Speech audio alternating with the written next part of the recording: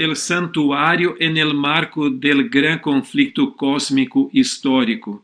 Como ustedes saben, estuvimos estudiando en el libro El conflicto de los siglos, los engaños de Satanás, la inmortalidad del alma, ahora el espiritismo. Y también el mismo santuario, que es la habitación de Dios, también está bajo este marco dentro del marco del conflicto cósmico. Y ese es un tema fundamental porque es la base, el fundamento de nuestra fe. Mira, hay un texto en Apocalipsis que prácticamente todos los adventistas lo saben de memoria, que dice: entonces el dragón se llenó de ira contra la mujer y fue a hacer la guerra contra el resto, o el remanente, de la descendencia de ella, contra los que guardan los mandamientos de Dios y tienen el testimonio de Jesucristo. Entonces, el remanente, él tiene algunas características, y estas características hacen que el remanente sea el blanco especial de la ira del dragón contra este remanente.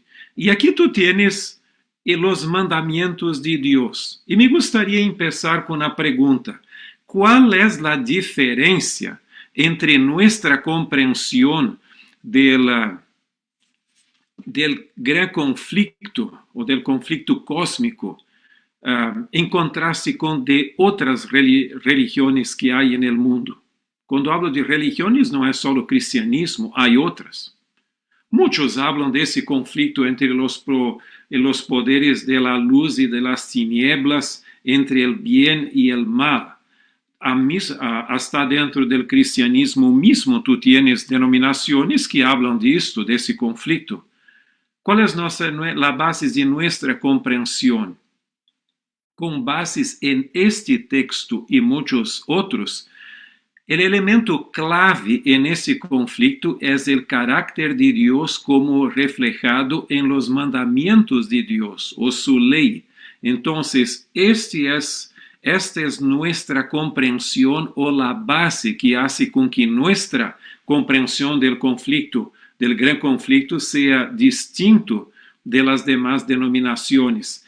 Dios intentando mantener su ley y también haciendo que nosotros nos mantengamos leales a la ley de Dios, y Satanás intentando cambiar la ley y nos afastar de la misma ley. Ahora, el punto clave, la pregunta clave es: ¿quién es digno de adoración? ¿Te acuerdas que en el mismo libro del Apocalipsis tú tienes cantidad de diferentes expresiones en cuanto a esto? En los mismos mensajes de los tres ángeles, especialmente el primer mensaje, habla de la adoración del Creador, que hizo la tierra, el cielo, la tierra, el mar, las fuentes de agua. Y entonces tú vas al tercer mensaje angélico, allí la bestia intenta buscar adoración para sí misma. Entonces es un conflicto de adoración. Y tú tienes el texto que es clave para nosotros como adventistas del séptimo día. Hasta Elena de White, en el libro El conflicto de los siglos, habla de este texto aquí como siendo el texto fundamental de la fe de aquellos que esperan el segundo advenimiento de Cristo. Y yo me refiero especialmente al Daniel 8:14. Pero en estos textos, tú tienes, en primer lugar, una profanación. No es simplemente una contaminación legal del santuario. ¿Te acuerdas que el perdón de los pecados por los sacrificios contaminaban el santuario? Y esto era legal, era el blanco, el propósito del santuario. Pero aquí habla de una profanación del santuario. Y habla que esta profanación, por el cuernio que empezó pequeño y después creció mucho, por lo tanto no quedó pequeño, es un cuernazo, como lo quieres llamar, ese cuerno, él se volvió contra el ejército del cielo, o sea, el pueblo de Dios, también contra el príncipe de los ejércitos, que es Jesucristo, el sacerdote, el continuo, que es la ministración del santuario, fue en contra el mismo lugar del santuario y contra la verdad. ¿Qué verdad es esta? La verdad como está conectada por el santuario. Y entonces, en el verso 13, viene un ser angelical y hace la pregunta: ¿hasta cuándo va a quedar esta desgracia, esta profanación? Y entonces un otro ángel viene y contesta: hasta 2300 tardes y mañanas y el santuario va a ser purificado. O sea, en el verso 14 tú tienes la reversión de todo que ocurrió entre los versos 9 a 12. Entonces hay una reversión completa. Entonces, cuando se habla de la purificación, no es simplemente la cuestión del juicio investigador, que por supuesto empieza allí, pero es una restauración, una vindicación del carácter, además de su purificación. Del carácter, yo me refiero del santuario. Entonces, aquí tú tienes el contraste entre la profanación y la purificación misma. Ahora tú podrías preguntar, ¿por qué el santuario es tan importante? ¿Y te acuerdas que los demás cristianos, hasta mismo los evangélicos, hablan muy poco del santuario en la Biblia? Y muchos de ellos hablan solo para criticar a los adventistas. Quizás podrías agregar otros ítems a esta lista que tengo aquí. Pero yo creo que 3 factores son fundamentales. En primer lugar, el santuario es la morada de Dios. Si vas a leer Éxodo 25:8, diz: hágame un santuario para que yo pueda morar con ustedes. Entonces, el santuario es el lugar de la habitación de Dios en el cielo y también fue en la tierra mientras el santuario del Antiguo Testamento existía. Ahora, ¿puede existir un lugar más importante do que la morada de Dios? Yo no creo que hay otro lugar más importante, por lo tanto el santuario mismo como morada de Dios es muy importante. Otra cosa, el santuario es el guardián de la ley de Dios. Tú tienes el Antiguo Testamento en el libro de Éxodo, como las tablas de piedra con los mandamientos fueron puestos adentro del arca del pacto. Pero en el Apocalipsis capítulo 11, 19, habla también que la arca del testimonio o del pacto está allí. Y nuestros pioneros decían, ¿cómo van a hablar de una arca del pacto o del testimonio allí de Dios si el pacto, que eran las tablas de los 10 mandamientos, no estén adentro, que fuera simplemente una caja vacía? Entonces, por supuesto, por inferencia, las tablas están allí. Y además, el santuario es el centro del plan de salvación. A largo de la Biblia, la salvación siempre vino del santuario. Empezando con el periodo de los patriarcas, tú tienes los altares, onde el papá de la familia, o cuando el papá no estaba, el hijo mayor, eran los que el sacerdote de la familia. Después, los altares fueron reemplazados por el tabernáculo del desierto, con Moisés, y en el periodo de Salomón, con el templo de Jerusalén. Y finalmente, en el Nuevo Testamento, tú tienes el santuario, templo del cielo. Hasta el libro de Hebreos, En el Nuevo Testamento es todo un llamado al santuario de Dios en el cielo. Por lo tanto, el santuario es un tema fundamental de nuestra fe. Perdón.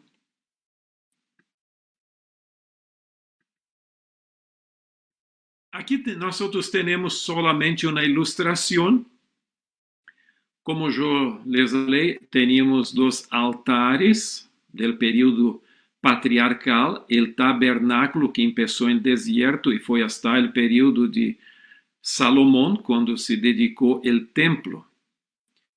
Pero es increíble que en el Antiguo Testamento no solo había la línea de los verdaderos adoradores de Dios, siguiendo esta línea como tienes aquí, ahora tú también tenías la falsificación.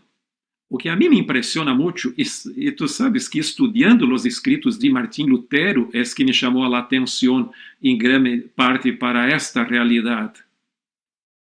Que hay siempre una falsificación. Mira, ¿cómo empezó la historia de los altares? Con dos hermanos.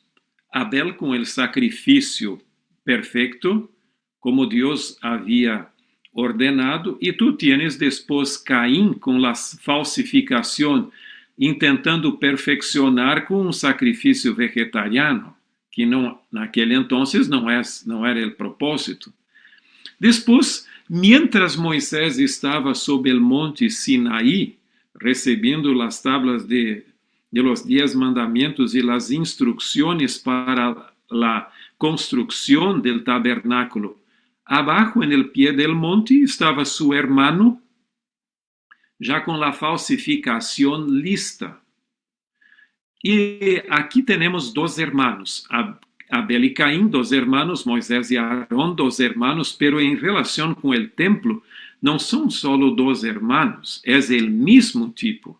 Si tú vas a leer, por ejemplo, Primera Reyes, capítulo 8, tú tienes la hermosa oración de Salomón de dedicación del templo. Tú vas un poquito más adelante, hasta el capítulo 11, tú vas a tener toda la falsificación cuando este tipo tenía cantidad de mujeres paganas y construyó no solo el templo para Dios, pero templos para esas mujeres paganas, que cambiaron el corazón de Salomón. Por supuesto que después él se arrependió, pero es increíble cómo la falsificación. Ahora, tú tienes en la Biblia, a lo largo de la Biblia, dos temas predominantes que estão em conflito também. Um deles é a linha de Deus.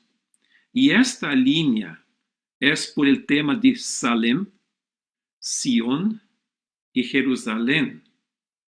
Agora, ao mesmo tempo, tu tienes a falsificação com o tema de Babel, a Torre de Babel, e depois Babilônia, que vai estar el Apocalipsis.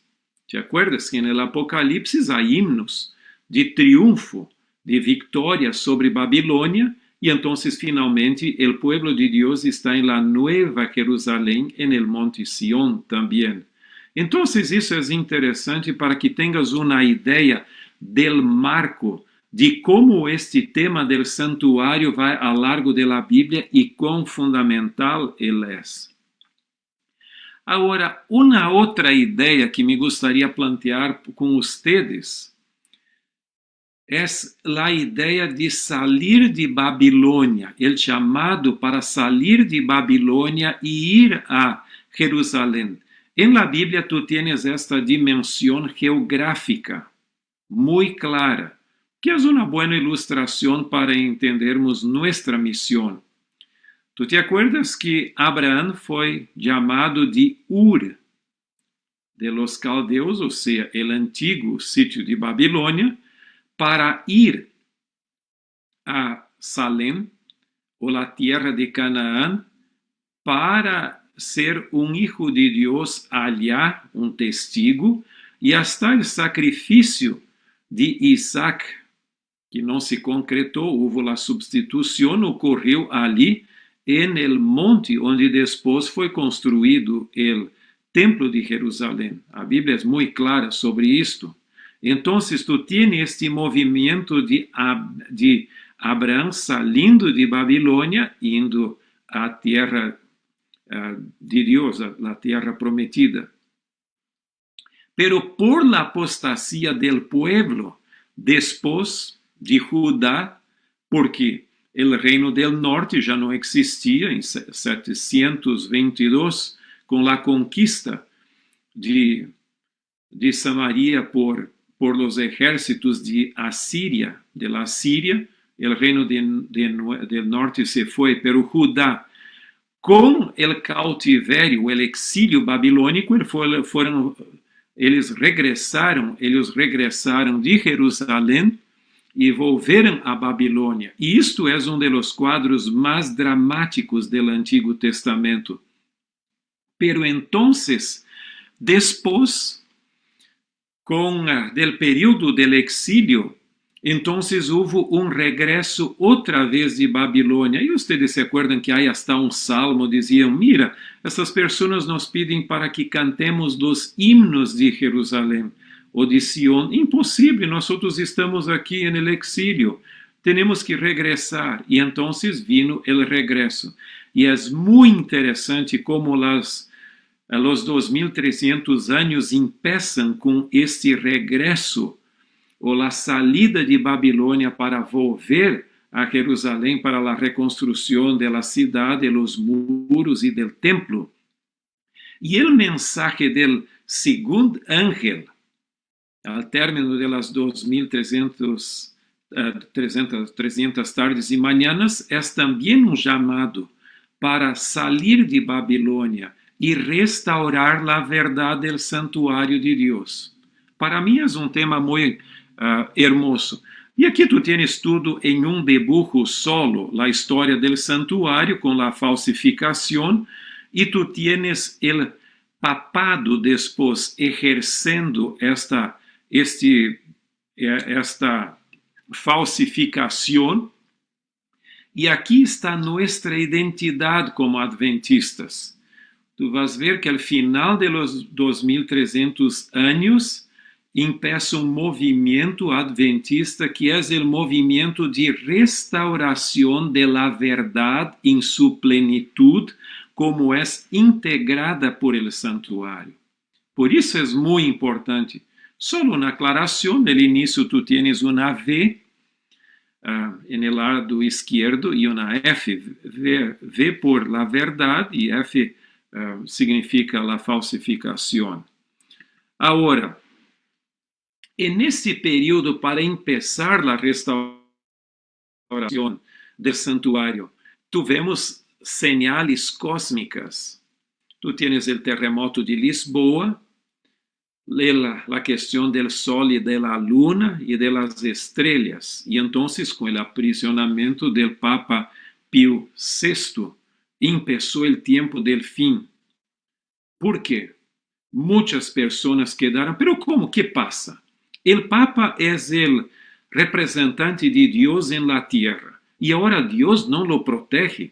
Vienen os soldados de França, lo llevan ao cautiverio e ali ele se queda e não regressa. Antes quedou hasta sua muerte allá.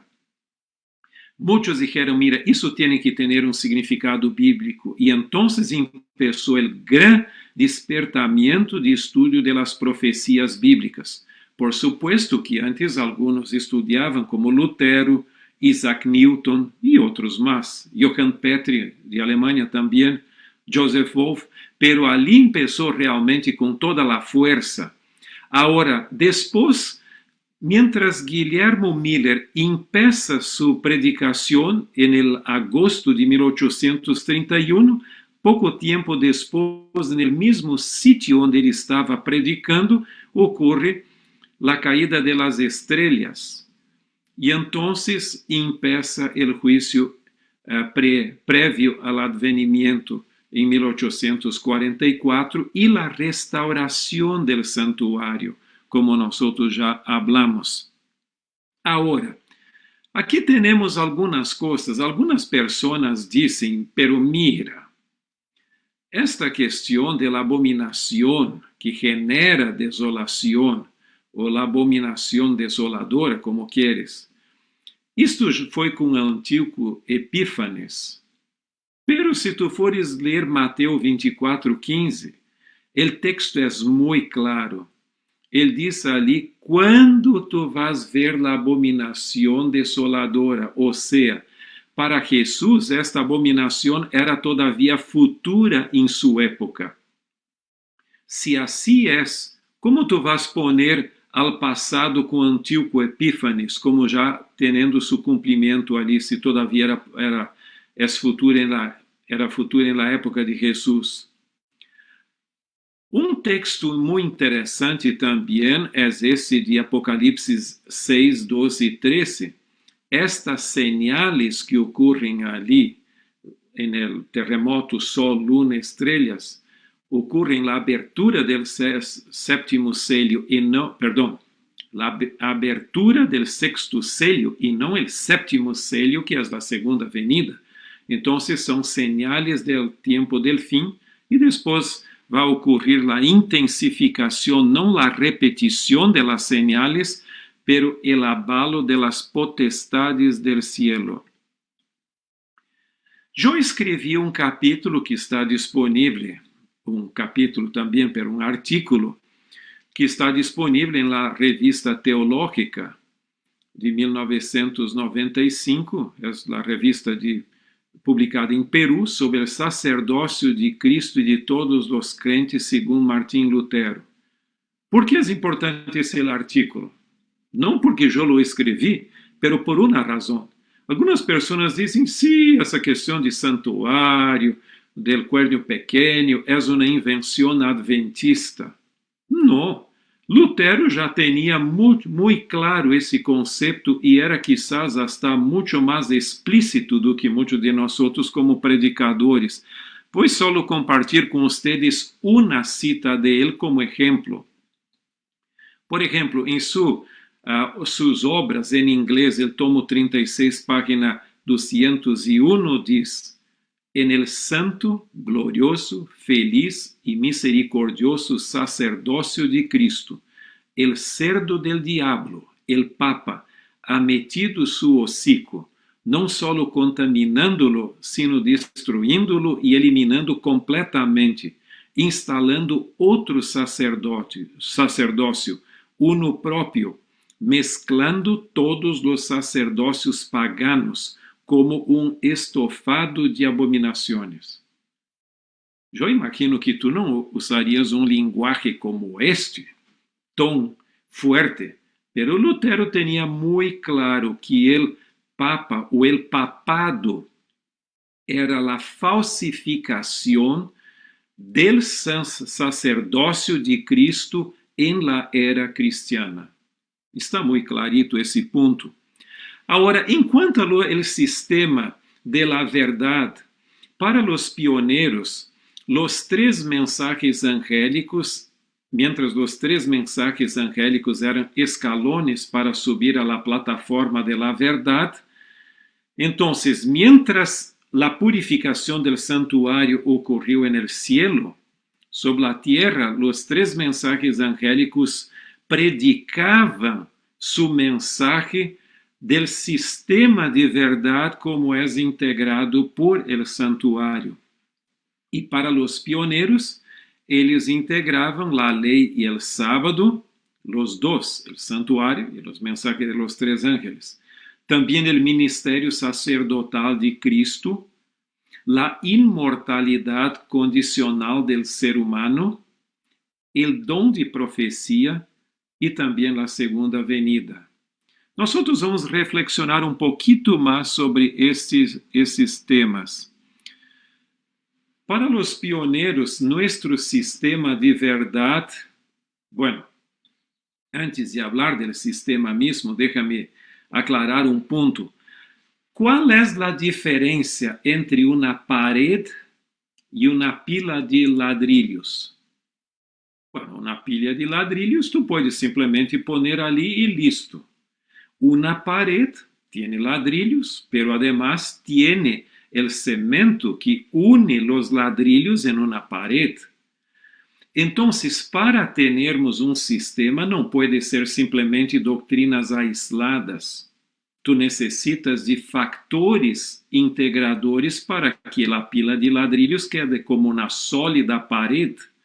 E em nosso mensaje, o cemento que integrou a los ladrillos, que são as doutrinas, são não só uno, pero dos, el santuário e los mensajes de los tres ángeles. E é muito interessante que cada um deles tem três elementos. Em relação com o santuário de Daniel 8:14, tu tienes o santuário mesmo, tu tienes os 2300 dias e a purificação do santuário. Em relação com os mensajes, é muito clarito que há três mensajes: del primeiro ángel, del segundo e del terceiro ángel. Isso é simplesmente um bosquejo para que tenhamos uma visualização desse conceito que agora vamos aclarar um pouquinho mais. Quanto à integração doctrinal, os pioneiros veíam o santuário como integrando as 5 doutrinas distintivas da fé adventista. Por supuesto que temos outras doutrinas também, que podem ser conectadas, pero começando, eles tinham uma preocupação com estas que são distintivas.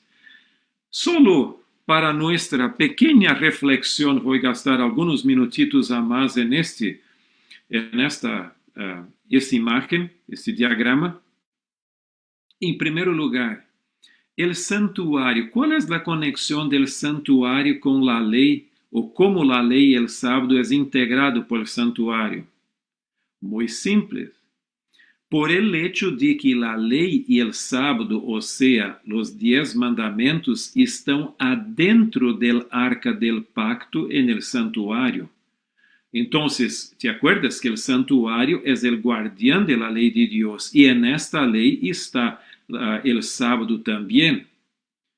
Ora, os pioneiros tinham argumentos muito fortes e me gostaria incentivar-te a ler o livro que depois vamos falar um pouquinho, O Santuário, o Mensaje de los Tres Ángeles, onde tu tienes uma coleção destes argumentos adentro.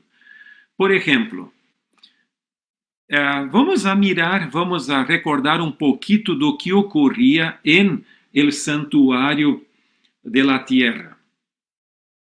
Mira, en el santuário allá, en el día de la expiación, el sumo sacerdote venía con la sangre especial del sacrificio, y entonces la sangre de ese sacrificio, él lo aspergía, hacía la aspersión sobre el propiciatorio de la arca del pacto.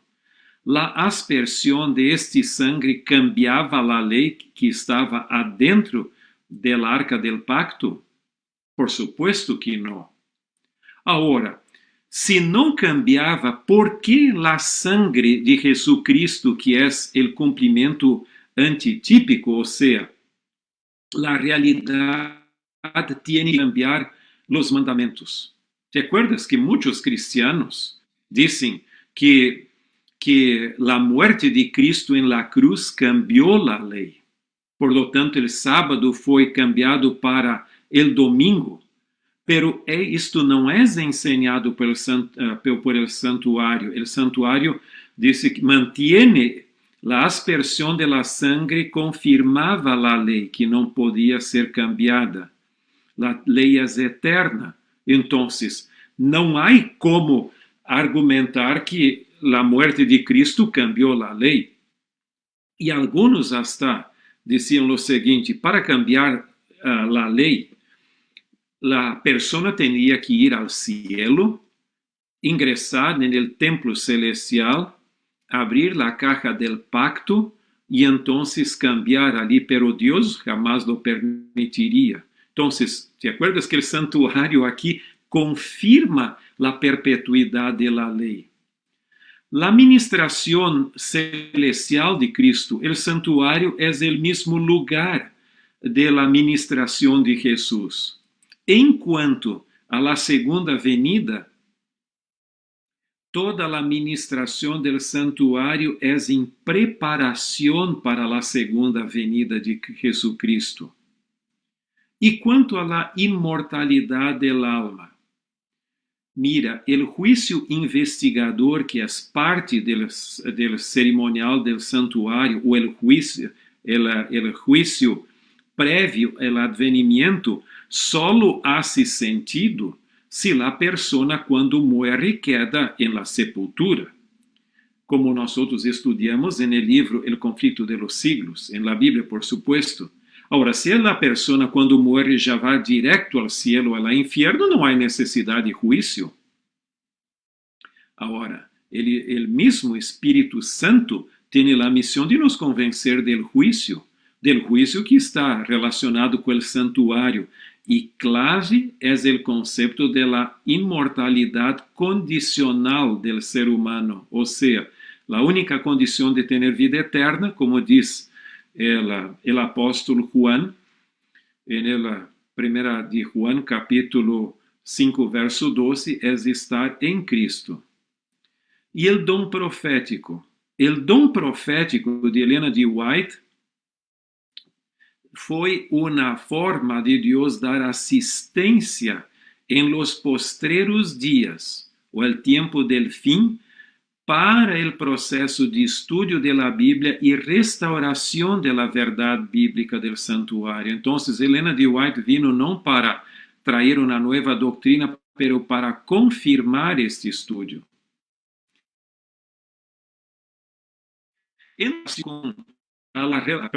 De la ley del sábado con los tres mensajes, tú tienes especialmente en Apocalipsis 14:12, donde habla de la paciencia de los santos, los que guardan los mandamientos de Dios. Por lo tanto, el remanente guarda el mandamiento de Dios, incluso el sábado.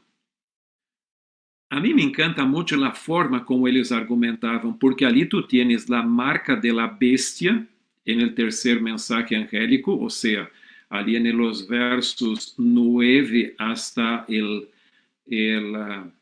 11, y después tú tienes la ley, los mandamientos de Dios y la fe de Jesús en el verso 12. Ellos decían lo siguiente: como la marca de la bestia es una marca de la bestia, o sea, del papado, del catolicismo, impuesta por la segunda bestia o imagen de la bestia, tiene que ser una institución contraria a los mandamientos de Dios, en la cual católicos y protestantes estén de acuerdo. Y mirando los mandamientos como tú tienes en el catecismo católico, tú vas a ver que tienes solo dos posibilidades que son contrarias a los mandamientos de Dios. Uno es imágenes, la veneración de imágenes, pero los protestantes no lo aceptan. Ahora, por otra vez, la cuestión del domingo es una institución contraria a los mandamientos de Dios en la cual católicos y protestantes están de acuerdo. Entonces, tú puedes leer después, es solamente una pequeña introducción. Quanto al ministerio sacerdotal de Cristo, ¿cómo está conectado con los mensajes de los tres ángeles? Especialmente por la expresión, la hora de su juicio, que es no el día del juicio, que ocurre después, ali por el verso 14 en adelante, la segunda venida de Jesús, pero es un juicio investigador anterior al advenimiento de Cristo, porque después de la proclamación de este juicio, todavía había el mensaje del segundo ángel y también el mensaje del tercer ángel. Entonces tiene que ser antes de la segunda venida. Por supuesto que si vas a leer el Apocalipsis capítulo 14, vas ver que os 3 mensajes angélicos são de preparação para a segunda venida. Os mensajes estão em los versos 6 a 12. El verso 13 viene la bienaventuranza sobre los muertos, o la bendición sobre los muertos que mueren naquele entonces, e entonces la segunda venida. Estes mensajes são a última advertência de Deus ao mundo em preparação para sua segunda venida. E quanto à imortalidade condicional del alma, para os pioneiros, entre el vino de la fornicación de Babilonia, que está en el versículo 8, uno de ellos era la teoría de la inmortalidad natural del ser humano. E quanto ao dom profético, há alguma relação ali com a expressão la fé de Jesus, que também tem a ver com o testemunho de Jesus ali, e por supuesto o dom de profecia também vino para confirmar a validade da predicação de los 3 ángeles en el tiempo del fin. Isto é pequeno respasso, por supuesto, quizás foi muito rápido, pero depois tu puedes ler pouquinho mais em detalhes sobre isto. Aqui tu tienes o livro onde eu hablo sobre a formação do sistema de los pioneiros, como eles compreendiam nosso mensagem. La edición en inglés, que es la original, tiene todas las notas de pie de página y la bibliografía, entonces en términos es la versión completa en inglés, publicado por la Sociedad Teológica Adventista. Ahora, esta publicación de ACES, el contenido es el mismo, no hay pérdida, pero muchas de las notas de pé de página que eu agreguei para estudos postreros foram sacados para deixar o livro pouco mais didático e mais acessível. Então, ali tu podes aclarar esse ponto e minha sugerência seria que vocês lessem este livro publicado por ACES com sua Bíblia. E alguns de los argumentos que os pioneiros usam ali, quizás poderias agregar a tu Bíblia. E deixa-me compartilhar com vocês testemunho personal. Antes de fazer o estudo ou a investigação para escrever, porque isso é minha tese de doutorado, eu tinha uma ideia de que os pioneiros eram muito buenos, muito sinceros, pero pouco ingênuos. E que nós somos os iluminados, que temos mais conhecimento. Eles começaram sencillos e nós agora profundizamos as coisas. Lendo os escritos de los pioneiros, e que eu expongo nesse livro, eu cheguei a uma conclusão que realmente eles tinham uma profundidade de conhecimento, não tinham títulos, não tiveram a oportunidade de sacar doutorado em la UAP, pero eles tinham compromisso com a Bíblia e com o mensagem da Bíblia. E eu creio que o Espírito Santo os guiou de uma forma surpreendente. Há argumentos que eles usam que hoje, com a investigação que temos, simplesmente se confirmam o que eles puseram de uma forma tão sencilla, pero profunda. E como vocês podem quizás perceber, eu sou apaixonado por el mensagem adventista e por el sistema de mensajes que nós heredamos. Em relação com a função, por supuesto, poderias agregar outras coisas mais, pero uma delas, o santuário tem uma integração teológica, porque muitos elementos de doutrina estão relacionados ali, además também de poner em la perspectiva histórica de la salvación. Vas tener los altares patriarcales, el tabernáculo, el templo, el gran centro del plan de salvación hoy, que es la cruz de Cristo y también su sacerdocio en el santuario celestial. Y se puede también poner el lado eclesiológico y misiológico, agregar arriba si quieres, pero los mensajes angélicos tienen un énfasis histórico por una razón. Fue predicado en el tiempo del fin y también hay una secuencia.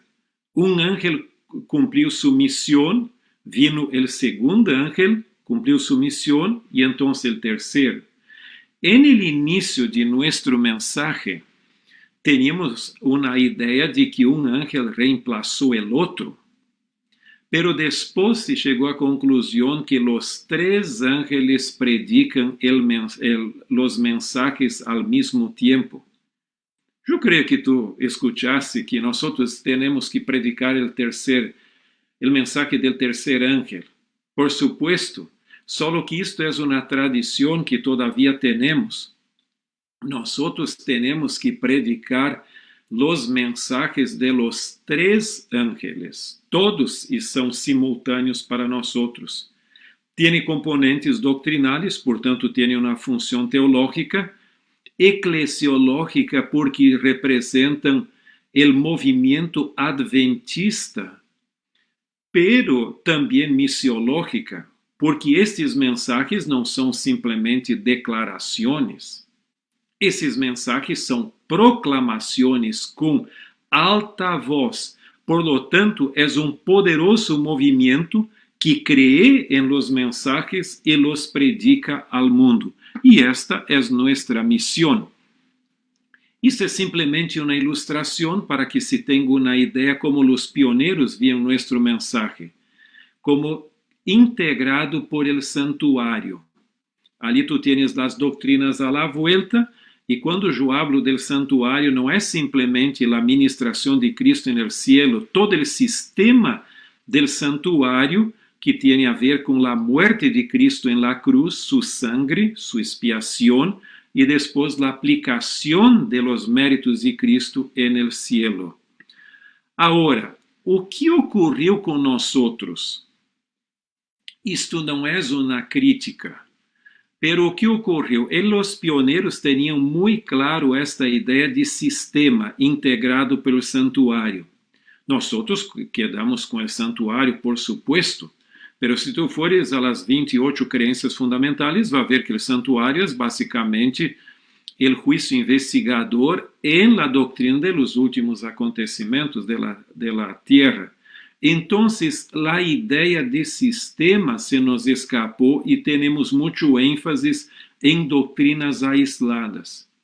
Minha invitação para ustedes que me estão escuchando seria que tendríamos que volver a los orígenes, como los pioneiros lo compreendiam. E aqui tu tienes um texto clave. Mira como Helena de White planteava nosso mensaje. Mensajes Selectos tomou 2, página 99. Ela lo define muito claramente. La verdad para este tiempo es ampla y abarcante y comprende muchas doctrinas, pero estas doctrinas no constituyen reglones separados y de poco significado, sino que están unidas por hilos de oro que conforman una totalidad, o sea, un sistema que tiene a Cristo como su centro viviente. Las verdades que presentamos de la Biblia son tan firmes e inconmovibles como el trono de Dios. Entonces, si alguien dice lo seguinte, no, aquilo foi bueno para el pasado e tudo, no. Aqui Helena de White es clarito que nuestro mensaje es tan firme e inconmovible como el trono de Dios. Eu creio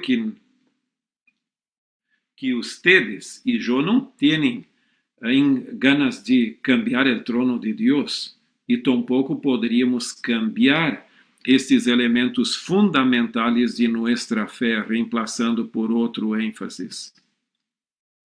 Esta é, eu considero, uma de minhas citas, quizás a cita preferida, diz assim: Cristo, su carácter y su obra, es el centro y la circunferencia de toda a verdad. Ele é a cadena a la qual estão unidas las joias de la doctrina. En él se encuentra todo el sistema de verdad. Mira, a mí me daban ganas de leer esta cita muy despacito, porque aquí tú tienes en pocas palabras una concentración de conceptos que puedes estudiar por la eternidad y no la vas a agotar. Não é simplesmente a persona de Cristo, é Cristo, su carácter e su obra. Então, tudo o que Jesucristo é e que lo hace é o centro e a circunferência de nossa verdade. Mira, se é o centro e também a circunferência, tudo está conectado com ele. E então, habla também, en ele se encontra todo o sistema de la verdade. Que coisa formidável! Nós teríamos que estudar um pouco mais esse hermoso tema, que é o fundamento da fé adventista. Alguns dizem, mira, o que é o centro de nosso mensaje? Vamos ver um pouquinho aqui. Seria o centro de nosso mensaje, é Cristo ou é o santuário? Alguns dizem, é Cristo. Então, eu te vou dizer, é o santuário. Outros dizem que é o santuário. Então, você te dizer que é Cristo. Porque, em realidade, é o todo. O centro de nosso mensagem não é Cristo afuera de seu santuário, tampouco o santuário vazio sem Cristo, pero é Cristo em seu santuário que é o centro de nosso mensagem. E nós, perdão por la sinceridade, pero eu creio que nós temos como adventistas del sétimo dia mensaje muito mais cristocêntrico do que todos os demás evangélicos e cristianos juntos. Todos os cristianos creem que Jesus morreu em la cruz del Calvário e ali ofereceu seu sacrifício expiatório. Portanto, se alguém não habla de la cruz e de sua expiação ali, não pode ser considerado cristiano. Agora, de los cristianos, alguns também falam de sua segunda venida, não todos, pero quantidade de cristianos falam de sua segunda venida. Pero muito pouco falam de seu sacerdócio celestial. E quando falam, é simplesmente para criticar a posição de los adventistas.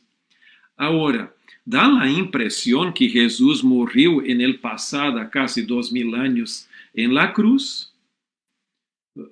Agora está em uma larga vacação en el cielo, esperando para que o Padre diga, mira, hijo, agora é o momento de volver a la tierra e buscar tu igreja.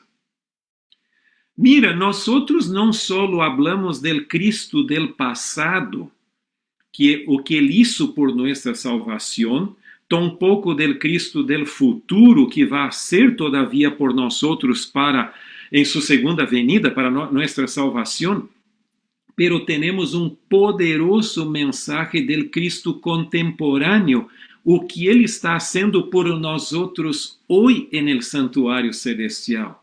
Por lo tanto, nosso mensaje é muito cristocêntrico. E Helena de White é muito clara nesse ponto. Ela diz que de todos os cristianos, os adventistas do sétimo dia teriam que ser os primeiros a exaltar a Cristo delante do mundo. Os mensajes angélicos, só pequeno puntito aqui, uma pequena aclaração. Eu creio que o mensaje del primeiro ángel é uma proclamação e chamado à adoração de Deus, uma proclamação do evangelho eterno, não do evangelho em geral. O evangelho é eterno. Mira, esta expressão é formidável, porque aqueles que dizem que no Antigo Testamento é a dispensação da lei, das obras, e o Novo é da graça, ou seja, o Antigo Testamento da lei sem graça, e o Novo Testamento da graça sem lei, é engano, porque o primeiro ángel habla del evangelio eterno, que no cambia. El sistema de salvación en el Antiguo Testamento era el mismo del Nuevo. Ahora, la proclamación de este evangelio eterno y por el primer ángel no es la misma que el pasado. Es la proclamación ahora en el contexto de la hora de su juicio. Un momento muy especial y una invitación a las personas a adorar el Creador de la tierra, del cielo, de la tierra y de todo que está en la tierra de bueno, porque Él no crió el malo. Ahora, el verso 8, el mensaje del segundo ángel, es una amonestación de la caída de Babilonia, no su destrucción, que viene después en el Apocalipsis, pero su caída. Y entonces, el mensaje del tercer ángel genera una polarización de aquellos que aceptan el mensaje del primer ángel y de aquellos que lo rechazan. Entonces tú tienes un contraste entre aquellos que adoran a la bestia y su imagen y aquellos que adoran a Dios y guardan sus mandamientos y tienen el testimonio, perdón, la fe de Jesús también. Entonces, es simplemente por una comprensión de este punto muy importante. Ahora, nosotros tenemos algunas cuestiones, nosotros no predicamos mucho, yo no voy, por cuestión de tiempo, ingresar en esses outros pontos, pero nosotros tenemos que predicar el mensaje completo. Y como predicadores, ustedes tendrían que volver a predicar los grandes puntos de nuestro mensaje. Não vou entrar em detalhes, pero en el pasado nosotros éramos poderosos en la predicación de la doctrina y del estilo de vida. Después vino la predicación expositiva y hoy mucho de cuento de historias. Por supuesto, puedes tener el todo, que es bueno, pero no te olvides de la centralidad de Cristo y su palabra. Nosotros también, la teología adventista es muy fuerte. Y el modelo que nosotros tendríamos que tener, ali tú tienes la teología, que tiene un lenguaje propio. Los predicadores, sean ancianos o miembros de la iglesia o pastores, tendrían que decodificar la teología, que tiene un lenguaje un poco más técnico, y usar la lenguaje sencilla del pueblo de la calle para que comprenda el mensaje e impactar la práctica. Pero hoy da la impresión que la teología habla para sí misma, la predicación es más existencialista, como si fuéramos psicólogos del púlpito, y no decodificamos el mensaje. Mira, tendríamos que vacunar la iglesia y fortalecer sobre los grandes temas de nuestra fe, senão se nos va nuestra identidad profética. Algunas citas antes de llegarmos al final de nuestra exposición. Y aquí tú tienes una de Testimonios para la Iglesia, tomo 9, página 152. Si nos humilláramos delante de Dios, si fuéramos bondadosos, corteses, compasivos y piadosos, habría 100 conversiones a la verdad, donde ahora hay una sola. Entonces, por supuesto que la amabilidad, la recepción en las iglesias es fundamental para atraer la persona al Evangelio. Una iglesia muy fría no va a atraer nadie. Pero la base no podría ser simplemente las relaciones sociales, entonces podrías ir para la sociología.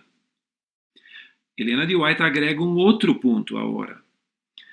En Obreros Evangélicos, página 164, los adventistas del séptimo día deberían destacarse entre todos los que profesan ser cristianos, en cuanto al levantar a Cristo delante del mundo. Helena de White diz que nosotros tenemos que ser los primeros a levantar a Cristo diante del mundo. Y entonces en la matutina Cada Día con Dios, página 15, diz: Tenemos las más solemnes y estupendas verdades que jamás se ha confiado a los mortales. Oh, ¿por qué no se levanta la iglesia de Cristo y se vieste de su hermosa túnica? ¿Por qué no resplandece? Mira, tenemos que ser bondadosos, corteses, tenemos que elevar a Cristo, pero en el mundo en el cual las personas quieren aceptar a Jesús, están dispuestas a aceptarlo como la persona de Jesús, pero não sus enseñanzas, estão dispostos a receber um reavivamento, pero não ter reforma. Nós outros predicamos não só a persona de Jesus, pero também suas enseñanzas. E esta é nossa identidade adventista e nossa contribuição ao mundo.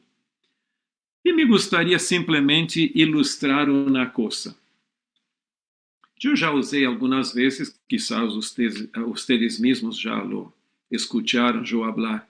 Vamos suponer que eu tenha 2 autos e me gostaria de vendê-los para ustedes. Vamos a suponer que o de arriba ali é del pastor Kairos e de abaixo é el mío. E o preço é mais ou menos o mesmo. E quando eu intento convencer a comprar mi auto e não o del pastor Kairos, tu me perguntas, pero el outro é mais hermoso, por que tu queres que eu compre tu auto? Bueno, compre mi auto porque mi auto tiene ruedas. Compre mi auto, por favor, porque tiene puertas. Compre mi auto porque tiene hasta ventana. Por favor, compre mi auto porque tiene hasta un motor. Mira, ¿tú crees que esta tontería va a convencer a alguien? No. Yo tengo que mencionar que mi auto tiene algo más que el otro no tiene. Entonces, muchas veces nosotros hoy, bajo la influencia del existencialismo, intentamos ganhar a los evangélicos e cristianos predicando o que eles mesmos já têm. Por supuesto, se tu não predicas a Cristo, não és um cristiano. O que hace la diferença é lo que demás tiene. Entonces, el pastor Kairos poderia dizer, mira, mi auto tiene isto, aquilo, tiene sensor, tiene isso, aquilo, que por supuesto que mi auto sencillo abaixo não lo tiene. E isto que hace la diferença. Entonces, el elemento distintivo de la fe adventista não é uma debilidade. Por supuesto, se tu blanco é simplesmente um bautismo, então olvide-se do ponto distintivo. Pero se queres que a pessoa quede em la igreja, tienes que enseñar a totalidade do mensaje adventista. E então, viene a promessa de Mateus 24:14. E será predicado este evangelho del reino em todo o mundo, para testemunho a todas as nações, e entonces vendrá el fin. Que hermoso mensaje! Nosotros tenemos que predicar este evangelho eterno, el evangelio del reino, en el contexto de la hora de su juicio a todo el mundo, a todos los rincones de la Unión Norte Argentina, de Corrientes, de todos los rincones de Argentina misma y de onde sea que tú estás me escuchando. Nuestro mensaje es global. Y entonces, hoy con el uso de la internet, que facilita mucho las cosas, el mensaje, nuestra misión va a llegar al fin y entonces vamos a tener el privilegio de ver Jesús volviendo en poder y gloria en las nubes del cielo. Es un privilegio para mí y también para ustedes participar de esta final predicación del Evangelio en el contexto de la hora de su juicio y en preparación para la segunda venida de Cristo. Que seamos leales a nuestra misión.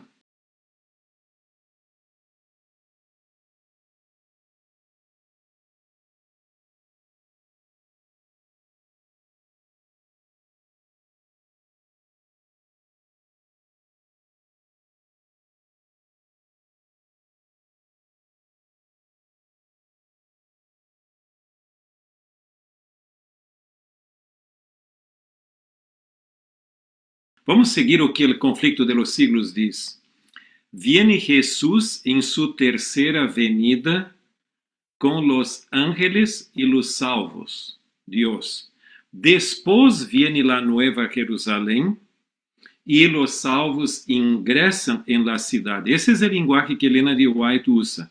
Y entonces, de arriba de la ciudad, que va a estar sobre el monte de los olivos, los salvos, que va a quedar una gran planicie ali, eles vão ver a destruição final de los impíos. E o centro do universo vai ser a Terra, por supuesto, Deus vai ser como testigo de su plan de salvação, porque aqui é que se desarrollou todo o drama del conflicto de los siglos.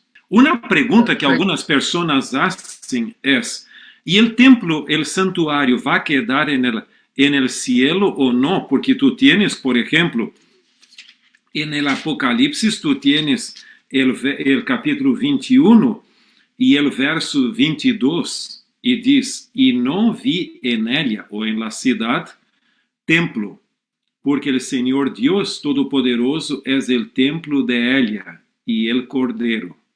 Entonces, aqui não diz que não vai existir templo, não lo vi. Agora, se tu fores o capítulo 14, perdão, o capítulo 7 e o verso 15, por isto estão delante del trono de Deus, e lo sirven dia e noite em su templo, e el que está sentado sobre el trono estenderá su tabernáculo sobre ellos. Então, mira que diz que vão adorar a Deus em su templo. Como explicar isto? Simplesmente, eu estou agregando esse pontito, aunque não é de la pergunta, só para aclaração, porque en realidade o templo de Deus como lugar de adoração de Deus sempre existiu de eternidade a eternidade. Durante o plan de salvação, o pecado, además de sua função litúrgica de salvação, também agregou a função soteriológica, ou seja, de salvação, não de adoração simplesmente.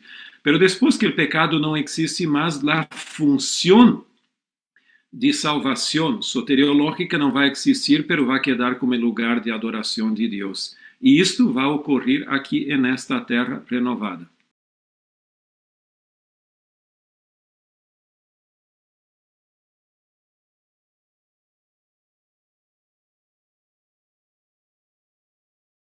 Eu creio que isto é uma realidade, não só tendria que ser mensagem impactante, porque esta é nossa identidade. Então, como lá o mensagem do segundo advenimiento de Cristo foi muito impactante, esse mensagem também poderia ser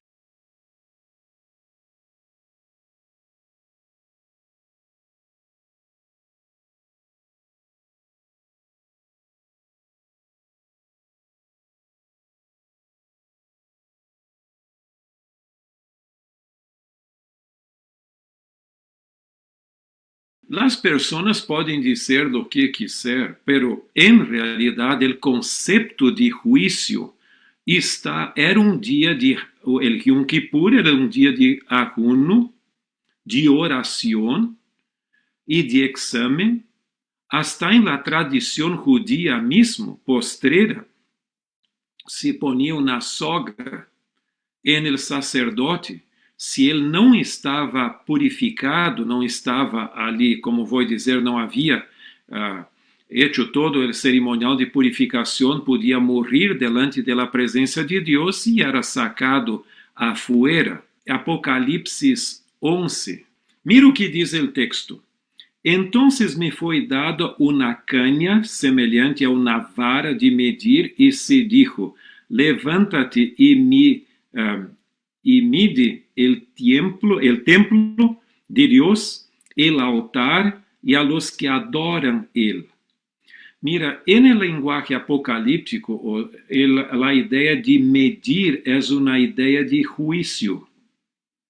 Entonces, por supuesto, aquí tú tienes la evidencia del juicio investigador.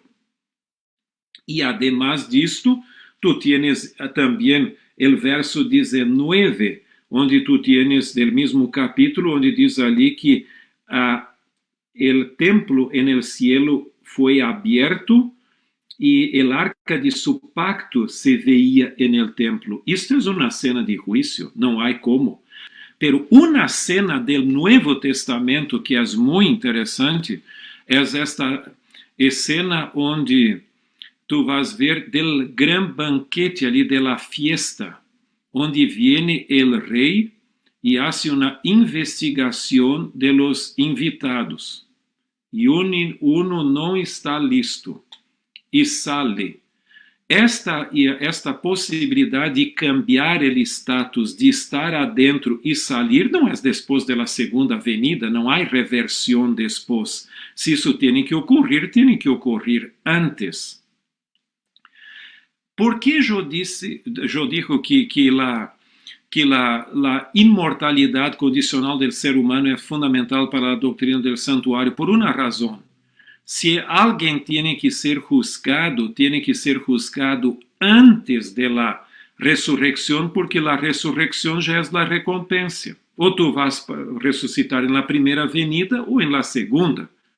Então, tu puedes agregar muitos outros argumentos, pero por questão de tempo, eu só plantei esse pouquinho aqui.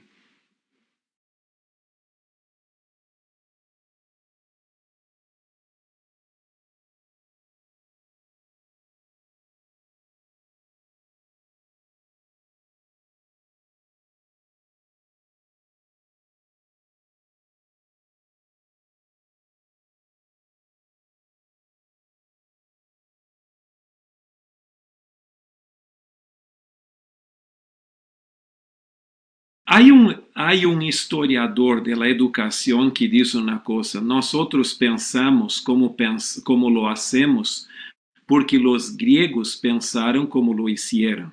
Entonces, en nuestra comprensión de origen católica, que es filosófica griega, el espiritual, el físico, el tangible es aquí. El espiritual es algo inmaterial, no puede ser material, porque no cabe en nuestra mente, en nuestra concepción. Pero el concepto bíblico es distinto, semítico. Hay un jardín en el Edén con árboles, con personas, hay una ciudad con calles de oro, com puertas e tudo. Agora, eu creio que muito disto é uma acomodação divina. Eu poderia dizer lo mesmo, como o Hijo de Deus, Jesucristo, morreu em um palo, la cruz. Isto é impossível. Não pode ocorrer. Pero la cruz, hasta mesmo o apóstolo Pablo, em 1 de Coríntios, diz ali que é uma loucura e um escândalo para judíos e gentiles, para gregos e judíos. Então, a ideia de um santuário celestial para muitas pessoas não é possível. Agora, adentro da igreja, nós creemos, se não crees em um santuário celestial, bueno, então estás em dificuldade com a teologia adventista. Porque Helena de White diz hasta que quem não crê no santuário celestial não poderia nem ser um professor em nossas escolas. Agora, adentro de la comunidade de los teólogos adventistas, tu tienes aqueles que creem que há dois compartimentos, ou seja, el santo e el santíssimo, e aqueles que creem que é simplesmente uma fases que cambiou en el cielo. E tu tienes Heppenstall, por exemplo, que falava de faces, hasta nossas crenças fundamentais falam de faces para agradar a gregos e trojanos assim. Pero vas ver uma coisa, grandes teólogos como Gerhard Hazel, Davidson e outros mais, incluso Helena de White, habla hasta el final de su ministério em compartimentos do santuário celestial. Agora, o argumento que normalmente se põe em contra desta ideia, e é muito popular, é: mira, como pode? El Padre quedou en el lugar santo, el lugar santísimo, desde la ascensión de Jesús en el año 31 hasta 1844, y entonces Jesús quedó en el lugar santo. Eso es una abominación. Pero Helena de White não lo pone assim. Se tu fores ao livro Primeiros Escritos, por la página, eu não sei em espanhol, pero em inglês é por la página 54, 55 mais ou menos, pero el tópico é los 2300 dias. Helena de White diz que em 1844 el Padre saiu do lugar santo e foi ao Santíssimo. Foi uma visão que Helena de White tuvo. Depois saiu Jesus com seu trono e também foi ao lugar santíssimo. Então, os dois foram para empezar o juízo investigador.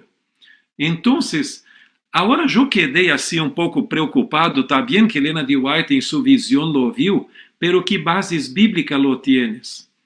E então tu vas ali a Daniel capítulo 7, los versos 9 a 14, e tu tienes uma descrição de que o trono del anciano de dias, ou seja, del Padre mismo, tiene ruedas de fuego. Ruedas em profecia é símbolo de mobilidade. Se o trono de Deus é estático, não cambia de lugar, não precisaria de ruedas. Então, assim como Ezequiel habla de la mobilidade do trono de Deus, em los primeiros capítulos de seu livro, en el mismo Daniel também. Então, eu personalmente creio que os dois estavam em lugar santíssimo, santo, e 1844 foram em lugar santíssimo. E neste ponto há el elemento clave. Se a revelação lo disse, por que não lo puedo creer? Eu prefiro ingressar ao cielo como ignorante do que dar como iluminado em la tierra. Então, eu tenho muita dificuldade com esta coisa. A revelação diz uma coisa e outra. Por supuesto, quando habla de animais no cielo e coisas, são símbolos, obviamente. Pero quando tu tienes linguagem concreto, não simbólico, eu tenho dificuldade de simbolizar linguagem mais concreta.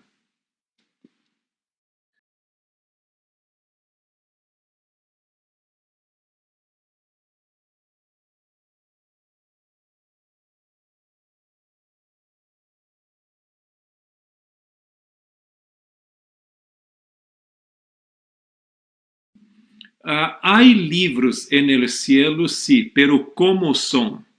Juan, el apóstolo, nos viu ali, quantidade de profetas hablam de los livros celestiais. Se são em papel, pergamino, ou seja lá o que seja, eu não sei. E não creio que também seria materiais assim dessa natureza. Nós hoje temos. Naquele entonces, quando os profetas hablaram, não havia a computadora hoje. Agora, eu creio que estes livros é um símbolo, os livros é um símbolo de los registros celestiais que são confiáveis, completamente confiáveis. E eu não tenho dificuldade com a acomodação divina, porque muito, hasta mesmo o santuário, eu creio que é real, pero es una acomodación divina para nosotros, para nuestra comprensión del plan de salvación. ¿Hay un santuario? Hay. ¿Por qué Dios lo necesita? No por una forma didáctica de enseñar el plan de salvación para nosotros. Ahora, yo creo que los libros existen e são os registros celestiais, e Helena de White, no capítulo del juízo investigador, do livro El conflito de los siglos, habla que são muito fieles. Bueno, os pioneiros, eles creíam em Deus, el Padre, el Hijo, el Espírito Santo. Em todas nuestras creencias fundamentales se habla de los tres, empezando com a crença fundamental de 1872. E hablavam do Espírito Santo. O problema é que não lhes gostava o conceito de Trinidade. Se fores a ler Bueno, déjame plantear primero una otra cosa. Guillermo Miller creía en la Trinidad. Si fores a leer el credo de Guillermo Miller, o Confesión de Fe, como quieres llamarlo, de 1822, ele já habla explicitamente sobre a Trindade e usa a ideia que o ser humano tem um corpo, alma e espírito como uma ilustração do que é a Trindade. Agora, adentro de nossos pioneiros, se fores a ler a autobiografia de José Bates, pero ali adentro dessa autobiografia, ele diz que seu papá, que era membro de uma igreja trinitariana, ele contestou ao papá e disse que não havia sentido em la Trinidade porque ele creia que para ser pessoas não poderiam ser uma unidade. E ele hasta diz: papá, mira o seguinte, vamos a suponer que tu e eu somos uma sola pessoa. Impossível. Eu sou uma pessoa e tu eres outra pessoa. Como vamos a dizer que nós outros somos uma sola? Então, percebes que ele tinha dificuldade de crer que três pessoas hacen um solo Deus. Então, havia algumas dificuldades. Dos problemas de los pioneiros, que eles também creiam que para Jesus morrer em la cruz del Calvário não poderia ser plenamente Deus porque não morreria. Tinha que ter origem com o Padre, em um momento da eternidade. E o Espírito tinha que ser o Espírito del Padre. Então, para os pioneiros, aunque hablavam del Padre, del Hijo, del Espírito Santo, eles tinham dificuldade com a personalidade do Espírito Santo. Agora, é interessante que, começando do ano 1854, Helena de White, e podes ler no livro Primeiros Escritos, já começou falando que a Igreja Apostólica bautizava em nome do Padre, do Hijo e do Espírito Santo. Então, se hablavam de los três, agora foi, por supuesto, como vocês sabem, a publicação do livro El Desejado de Todas las Gentes, en el año 1898, o elemento fuerte de transição, onde Helena de White arregla a coisa. Não é a primeira, mas foi o que teve mais influência. E ali Helena de White habla que em Jesus há vida original, não prestada, não derivada. E também habla de la terceira persona de la divindade ou de la deidade. Então, alguns dizem, pero em inglês o término persona tem outro sentido do que em castelhano. Não, senhor, é o mesmo sentido. Então, esse é o ponto. Agora, enquanto ao santuário, por supuesto, tu tienes a manifestação de Deus ali. Enquanto ao santuário celestial, o texto mesmo diz de la Bíblia quantidade de vezes que Jesus está à mano derecha del Padre. Tu tienes também los 7 espíritus en el Apocalipse que salen del trono ou del templo de Deus. Então, há quantidade de textos que hablam en el livro del Apocalipse, por exemplo, del Padre e del Hijo en el trono, el cielo e los 7 espíritus e assim por adelante. Por supuesto, esse seria um estudo bíblico praticamente, que o tempo já se nos foi muito mais allá do que vocês haviam planeado.